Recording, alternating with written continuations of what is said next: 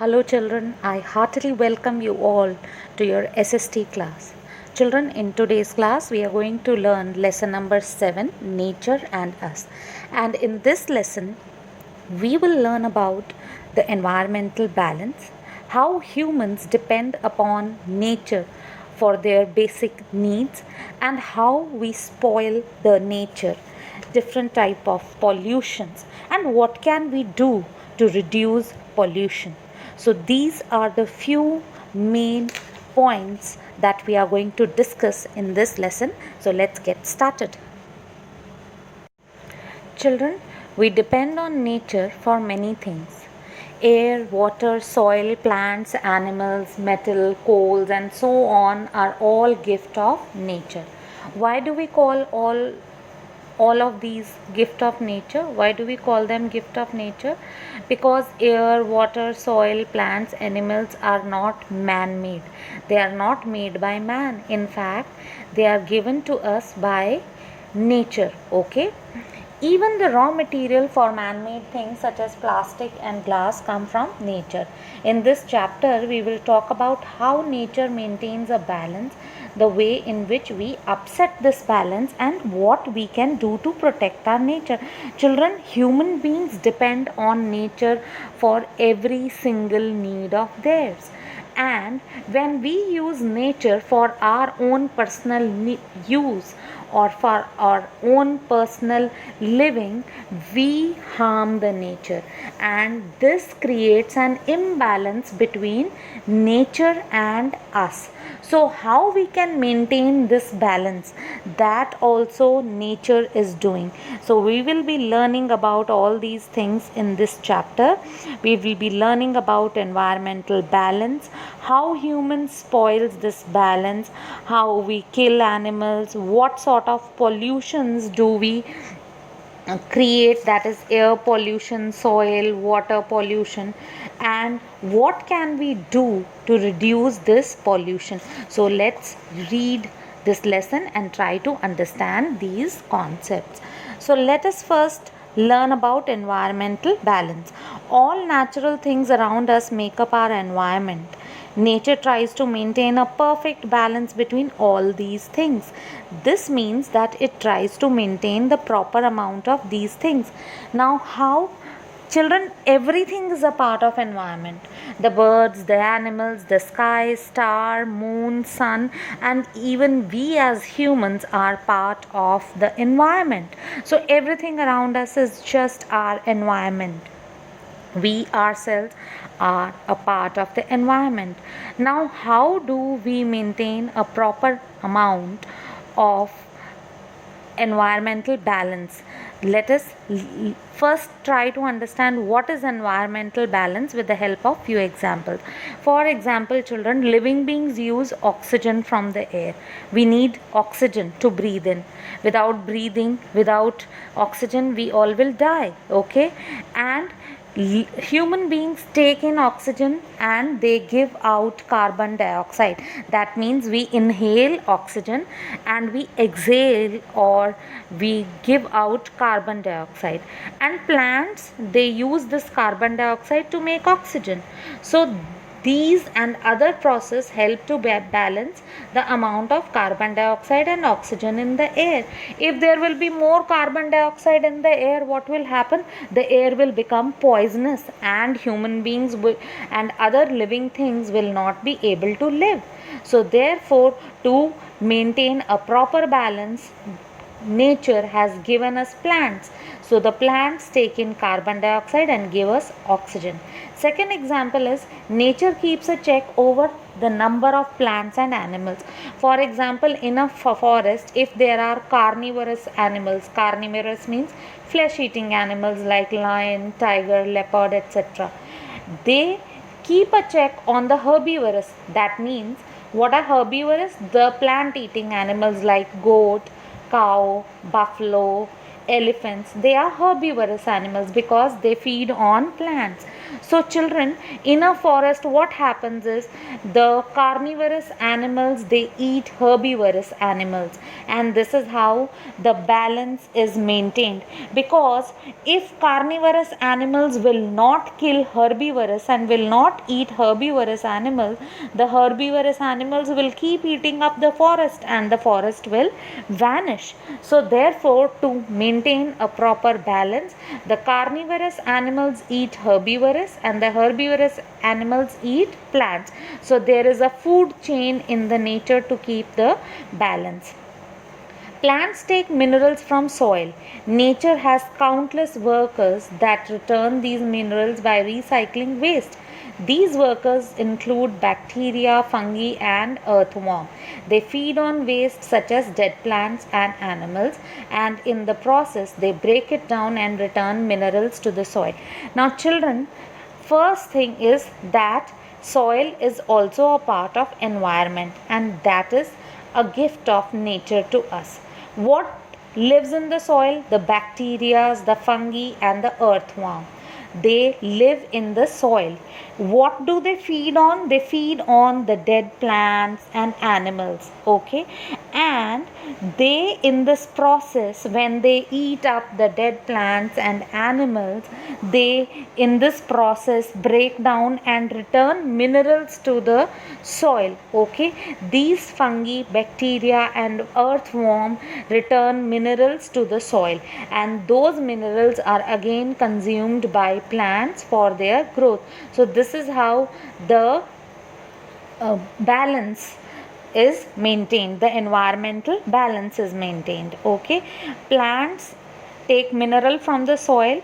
Okay, and in the soil lives the bacteria, fungi, and earthworm, which feed on the dead plants and animals, and in the process of living they break down and they return minerals to the soil. Okay, now children, similarly you all have learned about water cycle in your science class also, and even in your previous classes. Water is continuously moving from the oceans to the air as water vapor, and from air to earth as rain and snow, and this continuous movement of water from earth's surface to atmosphere is on all the time, and therefore it renews, or it gives us fresh water supply in our rivers, lakes, and ponds. It also renews groundwater, that is the water under the ground, since a part of rainwater seeps under the ground to form the store of water. So children, this is how the water cycle is always on the earth, because if the water cycle will not be there, if the water will not get evaporated, will not turn into clouds, and if there will be no rain, there will be no life on earth at all. It is due to this water cycle that from so many million billions of years humans are using water, and still the water is there in our oceans and we are living with the help of that water. So it is due to this ongoing water cycle in nature. So children, this is how the environmental balance is maintained by nature.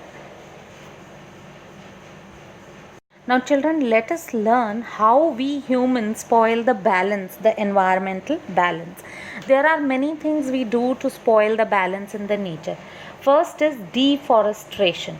Now, what is deforestation, children? In simple language, cutting down of trees and reducing our forest is called deforestation. This is a simple definition that you can understand. We cut down the trees and forest for wood and to make rooms for our crop fields and industries, road, towns, and village. Deforestation, or the cleaning of forest, is harmful in many ways. It Why it is harmful?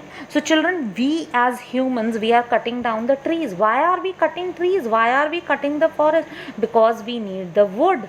What for we need the wood? For our use. What for we need? We also needs our field. We need a clear field for crops, for growing crops, for making our industries, setting up our factories, making roads, towns, and villages. That is why we humans are cutting the forest. area. Now, children, deforestation or the cleaning of the forest is harmful for us only. How it is harmful? Number one, deforestation is harmful because it increases the amount of carbon dioxide in air, because when we cut, the trees that takes in carbon dioxide are reduced. So when the plants will be not be there, the carbon dioxide will increase in the air, and this will harm the human beings. Number 2, it leads to loss of wildlife. It also drives wild animals into villages and towns in search of food. This is why leopard attack cattle in our towns and villages. Now, number 2, children, what is the another second harm of deforestation? When there are no forest, there is no wildlife, there are no wild animals, and therefore, because forest is the house of the wildlife, wild animals, and if there will be no forest, there will be no wild animals. And secondly, these animals, when they see that the forests are cut down, they move into our towns and villages in search of food, and therefore these leopards or tigers or the wild animals, they attack our cattle and even human beings. Okay, so this is the second harmful effect of deforestation. The third harmful effect of deforestation is it harms the soil, as the root of the trees protect the soil from being blown or washed away.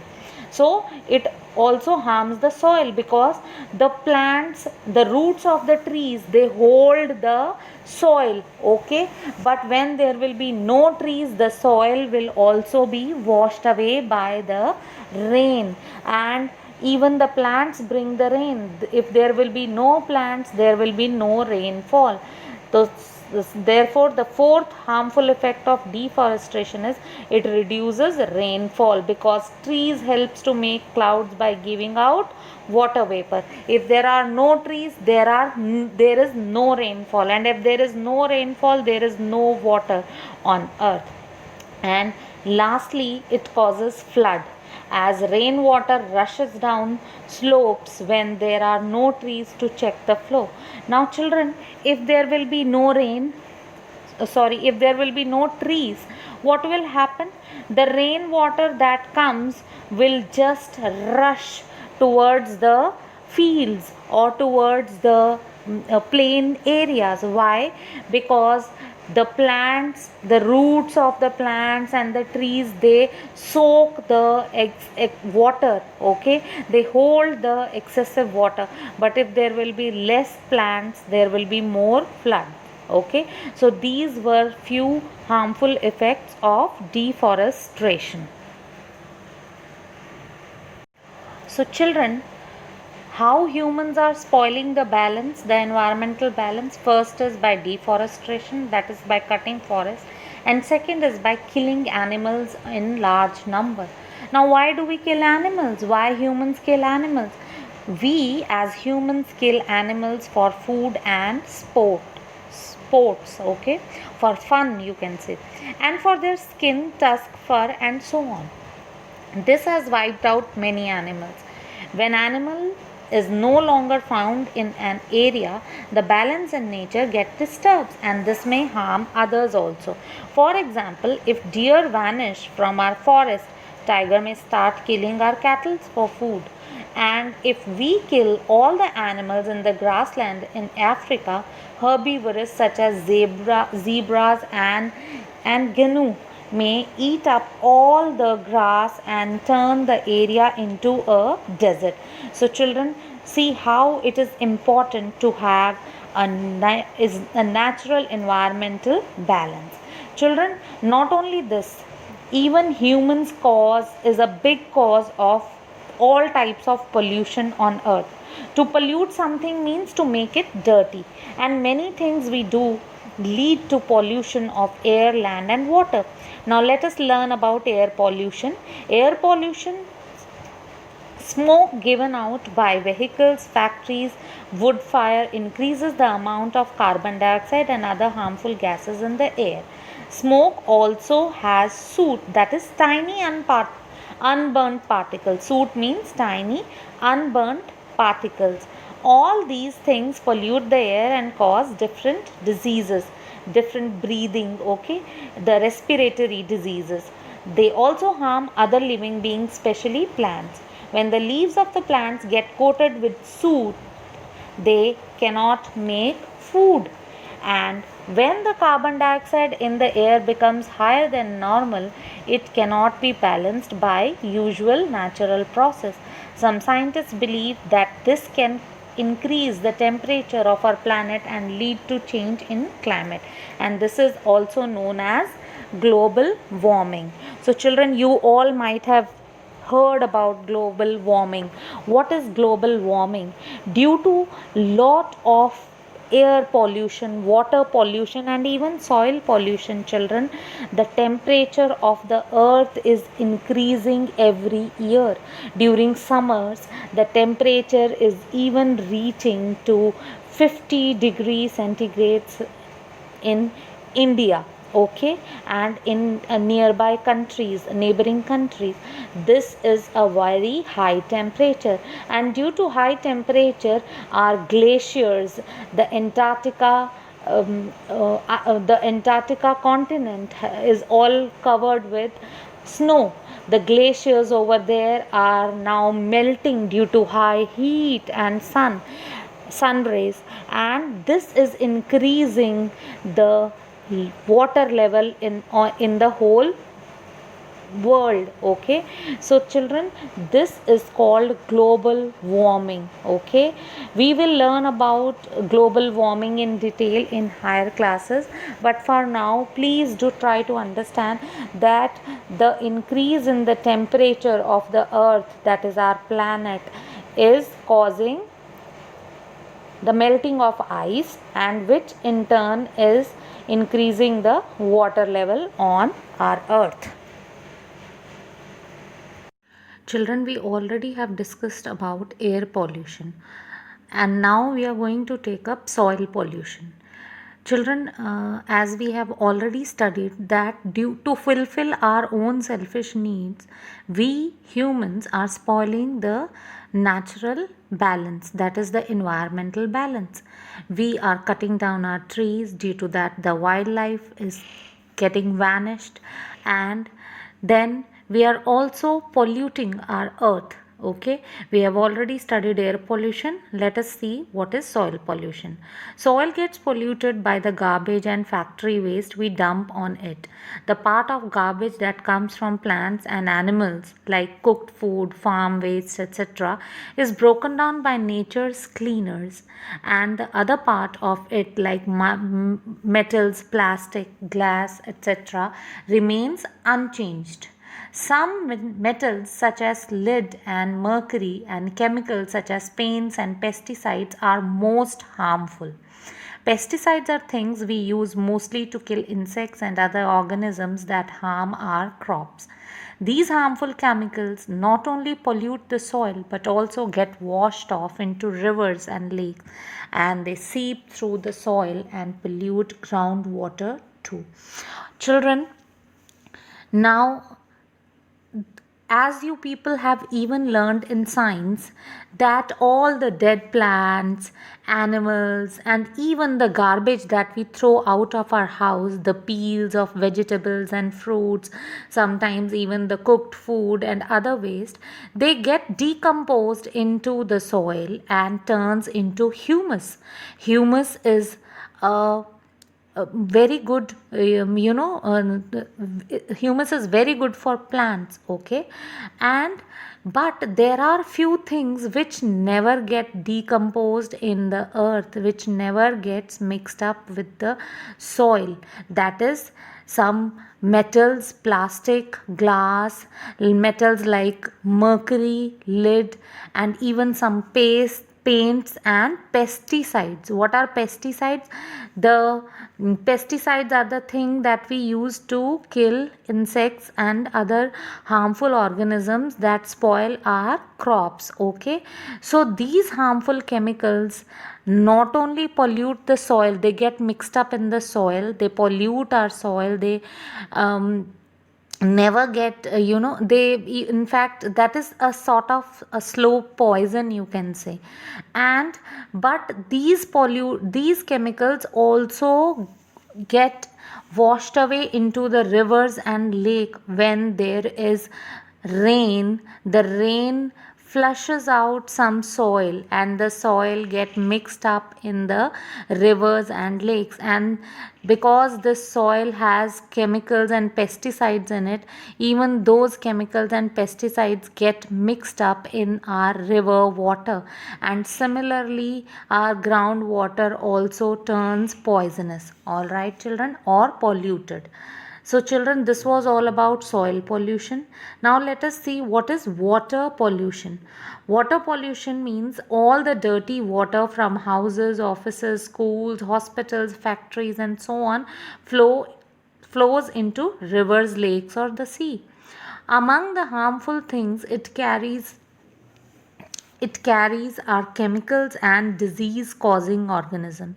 People throw garbage and bathe their farm animals in these water bodies, polluting them even more. All this makes the water unfit for our use, basically for drinking. It is unfit for drinking such type of water. Beside the chemical harm, plants and animals that live in water, they also reach us through the fish and other aquatic creatures we eat. What is aquatic creatures? Aquatic creatures means the living organisms that live in water, okay, like fish, like octopus, and other living organisms that are water animals, okay. So we call them aquatic creatures, okay children. And so, even if when the water from our factories, our homes, hospitals, and all is flushed out into our lakes and rivers, they get dirty. Okay, and this dirty water is unfit for humans to use. For use, even we cannot drink this water, we cannot use this water for irrigation, okay. So this water gets poisonous, and due to because the lakes and the rivers get dirty, the aquatic animals living in those rivers and lakes um, also are not fit for eating. Like there are few coastal areas where people eat fish, their basic food is fish, but if they will eat those aquatic animals that live in that poisonous water or dirty water, even the humans will get infected. So children, this was all about water pollution. Now, children, let us learn that what can we do to protect our nature and to make sure that the future generations do not run short of our natural resources. So, the first thing is forest and wildlife. India and many other countries have set up wildlife parks to protect forest and wild animals. No one is allowed to hunt or trap animals or cut down trees in these areas. Besides, there is a general ban on hunting, trapping, and trading in some endangered animals. What are endangered animals, children? The animals which are in danger to become extinct. Extinct means they will vanish, okay. There will be no such animals on earth, like dinosaur is already not there, they have got extinct, okay. So extinct means there will be no such species left of that particular animal. For example, tiger, lion, and chinkaras, dolphins, and certain types of birds, okay, they are already endangered animals. We could all try to protect forest by not polluting them, and we could also stop using things made up of horns, fur, skin, feather, etc. of wild animals, and report people who sell wild animals and birds. So, this is how we can protect our forest and wildlife by becoming responsible citizens. We must not kill animals for our own selfish motive, and we must not cut down our forest, because these forests are the home for our wildlife. And children, now let us learn how we can reduce pollution. Some steps to reduce pollution can only be taken by government, and other can be taken by all of us. Okay, first thing is that the municipalities and industries should clean wastewater before allowing it to flow into water bodies. If we stop throwing garbage into drains, we would reduce the work that municipality have to do. So children, first thing is to protect our water from getting dirty, and for this the industrialist and the municipality committees should work in collaboration or with each other to stop dirtying our water. And we must not flow our garbage into our lakes or rivers. Okay, we could separate garbage into the kind of rots, okay, vegetable peels, cooked food, etc., and the kind that can be recycled. We could make compost out of the first kind and give the second kind to kabadi walas or raddi walas who sell it for recycling. This would not only reduce pollution but also save resources. So children, this we all can do. Even in our house, when we throw the garbage, we must separate the garbage. The vegetable peels and the cooked food should be kept in a separate container, and the other household waste like glass, plastic and metals should be kept in a separate bin, and it can be given to the raddi walas for recycling. People who have their office, school, etc. in the same locality should form a carpool to travel to and fro using one car instead of separate car. Forming carpools reduces pollution and saves fuel. So do walking or cycling to the places that are close by, and use electric or hybrid cars. Now children, if we want to reduce air pollution, we carpooling is one of the best way, because it will also reduce air pollution, and at the same time it will save fuel also. A big part of electricity we use is made by burning fuel. If we stop wasting electricity, we would reduce pollution and save resources. We could switch off lights and fans when not in use, and we could also use LED lights because they need less electricity. So children, this can be done even by you people. So make sure and promise yourself that you will not waste electricity from this very single day. Okay, whenever there is no use of fans or lights, please switch them off. Okay, so kindly, when the lights or fans are not in use, switch it off. Okay, and instead of burning fuel, we could use non polluting or clean source of energy. For example, we could use solar energy. Solar cooker, solar water heater, solar cells are used to cook, okay, heat water and make electricity respectively. Wind and flowing water are other clean source of energy used to make electricity. Wind and flowing water are other clean source of energy used to make electricity. So children, we can also help by using non-polluting fuels. Okay, for example, instead of using the traditional chulhas that gives lot of carbon dioxide and smoke in the air, we can switch on to solar cookers, solar water heaters and solar cell, so that the natural heat of the sun can be transformed into energy, okay, or electricity. And you also have seen, many of you might have those solar panels on your roofs that generate electricity. So this way children, we can reduce pollution. I hope this chapter is all clear to you. I wish that you all must read this chapter once. Please, reading is very important for all of you. I have read each and every word of the chapter so that you all can understand what is given in this chapter. So please do read the chapter, and thank you for your kind attention.